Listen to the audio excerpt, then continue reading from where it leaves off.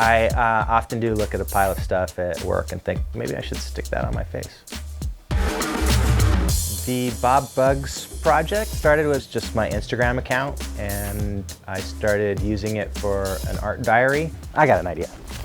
Every day I disguise myself in some way. Day 363, now for a creative breakthrough.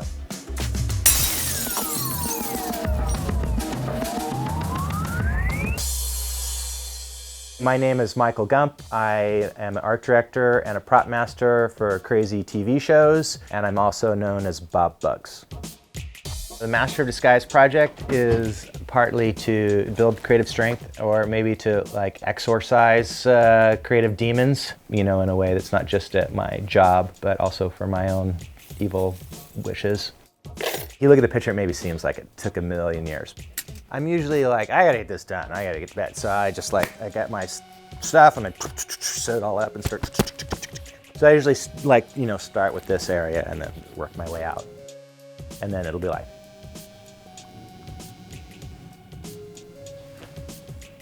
People ask me all the time, like, how many people do you have to help you with that? Usually nobody. Does it hurt? One that stands out in my mind was kind of like, what am I doing? I was putting clothespins on my face, and so I started sticking them on there, and then I kind of panicked a little bit. I took them all off. I was like, okay. and I was like, okay, this is gonna be fine. And then I put them all back on. Like, you get used to discomfort pretty fast. But I'm concerned that it's definitely not that good for my skin. Do you have a favorite? I do have a special place in my heart for the one that's like a green Mr. T, because I just think it's funny. Like Mr. Green Tea, I call it. It's been a kind of exhausting process in some ways. I usually only get like maybe 3 hours of sleep a night. The discovery of the project and part of the point of the project is that you don't always know what's good. So on the days that I really feel tired and I don't really want to do it, I don't really have a very good idea, sometimes those projects come out better than the ones that I'm really excited about. What's next? We'll have to wait and see.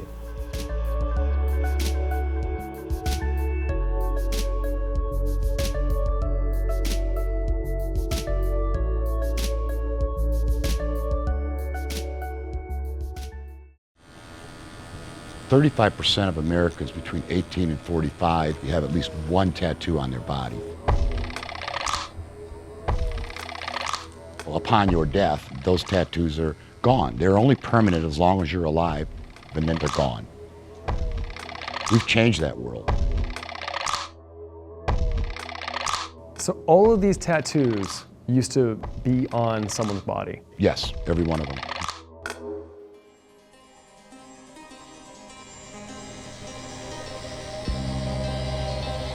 Charles Hamm has a lot of tattoos. I am the executive director and chairman of the board of the National Association for the Preservation of Skin Art. We call it NAPSA. You know, I got all these beautiful tattoos and I'm gonna get cremated when I die, and everything goes up in smoke. So all the meaning, all the things that people know about me that are close to me are gone as well.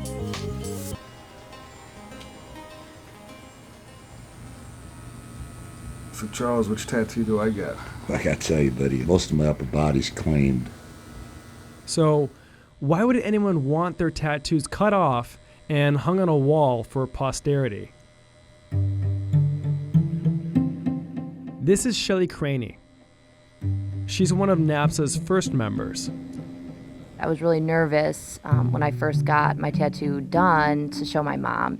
The first thing that she said when she saw it was that, like, it's so beautiful, I wish that I could, like, hang that on my wall.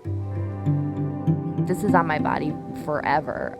Now it can be part of someone else's story forever, thanks to NAPSA. Here's how it all works. Within hours of a person's death, NAPSA will mail a preservation kit to their family. The mortician will then cut off the tattooed skin and apply NAPSA's embalming solution. The tattoo is then mailed to NAPSA's headquarters inside this office complex just outside of Cleveland, Ohio. This is where they finish processing the tattoo. It's no longer skin now. It has the look of leather, but it feels like parchment paper. Finally, NAPSA sends the framed tattoo to the beneficiary. Everybody thought I was crazy at first in my family, but they quickly came to realize this is a beautiful thing, and they've claimed their tattoos. I have a gorilla on my chest, and gorillas are known for protecting all their females in their group, and my wife's name resides under that. That's my way of saying that I'm protecting my wife. This gorilla's overlooking her. So upon my passing, that put in a frame sitting above a fireplace will remind her of me every time that she looks at it. And that's really what this is about.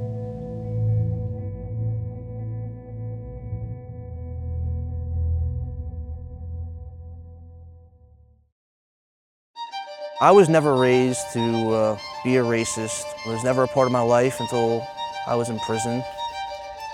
I was born out of pure necessity. You have to change who you are.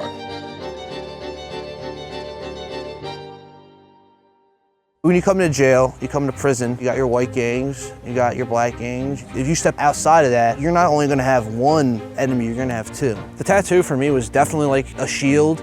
The day I got released, I was determined not to just give up and say that's who I am. And I realized that I can change this.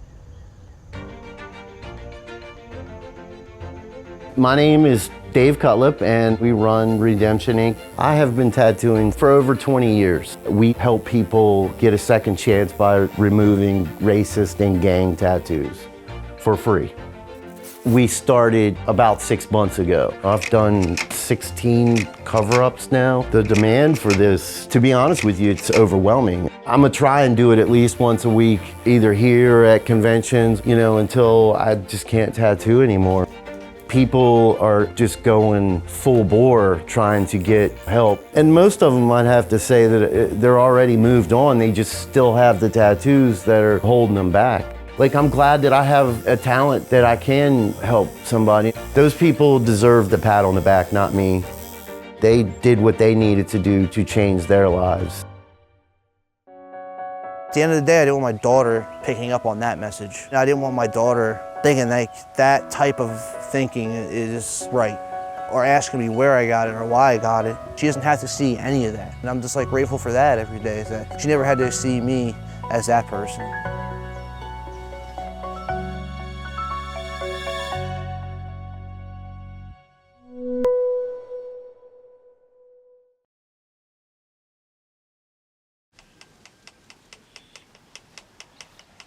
The tools belong to the Cook Islanders. Tatatau was current in the islands. It's just that colonialism had wiped it out. There's not anyone else here doing the traditional form.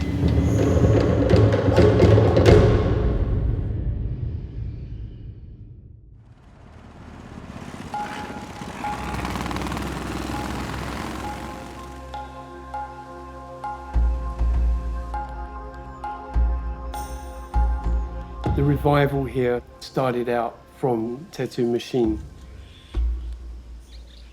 The machine is not connected to the old ways. So I think that gap is vast. For an outsider to stand up in that gap and hold the tools up, it can be challenging.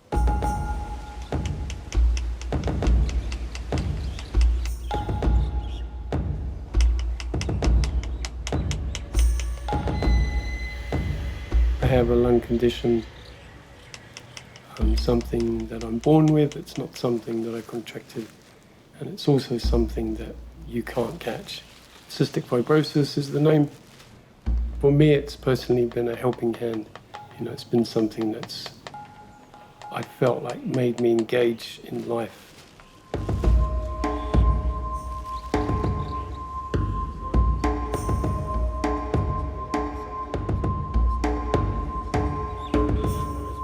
What makes Moko a good student? He carries the tools well, he takes the responsibility very serious. I think the importance of teaching, and having the apprentice, and what we do is something that's been done for a really long time. The act of Now sharing that with Moko confirms that.